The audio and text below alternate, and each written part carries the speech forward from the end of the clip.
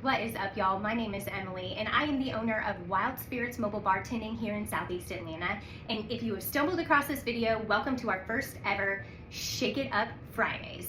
Every Friday, I'm going to be bringing you a new cocktail recipe that is handcrafted, made with the most fresh ingredients possible, sure to make your taste buds go wild. So, for our first ever Friday, we are doing a watermelon martini. If you've never had a watermelon martini, I'm telling you, this is going to be so refreshing and delicious. We just got back from a trip to Jamaica, my husband and I. We were there for a week. And one of my most favorite drinks that we got there was a watermelon martini. Now, typically I'm not one that likes sweet drinks, but as soon as I saw them literally cut the watermelon and throw it into the blender and use that fresh juice, I was immediately hooked. So this week I was like, you know what?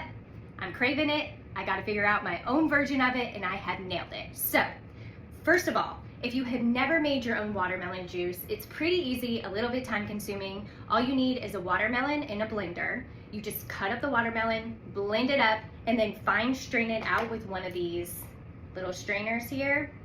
That way you get rid of the pulp and everything, and it doesn't separate while it's setting. I just strained all mine out into a big mason jar. Look how beautiful that color is. Literally amazing.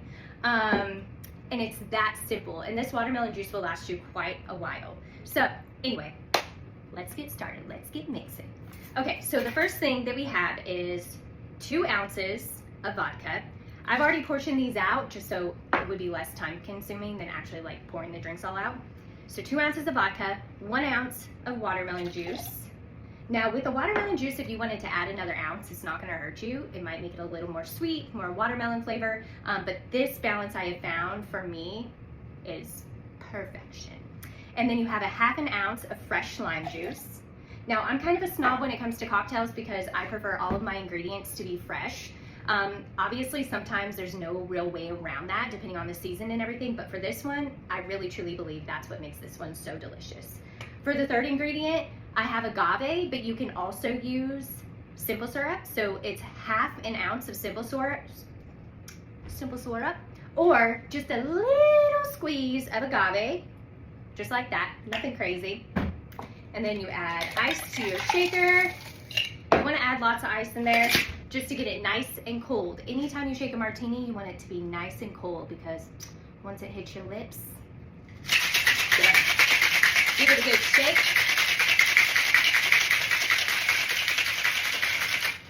Don't want to shake it to where it has no flavor.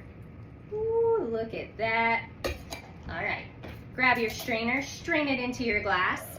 Now, I don't have a martini glass, which I figured out this week, and I went to go find just one martini glass, and you would be amazed, couldn't find just one. So, I just have my favorite little wine glass here, garnished with a watermelon slice, and I am going to see how it is. Y'all, so refreshing, so good, dangerously good. So, I'm going to post below in the comments how you can make this into a mocktail for those of you who aren't big on alcohol. And then next Thursday, I will give you a sneak peek of what the next cocktail is gonna be. If you have any recommendations or anything that you wanna see me mix up, let me know and I will be happy to mix it up for you. Cheers to the weekend, y'all. Thanks for tuning in.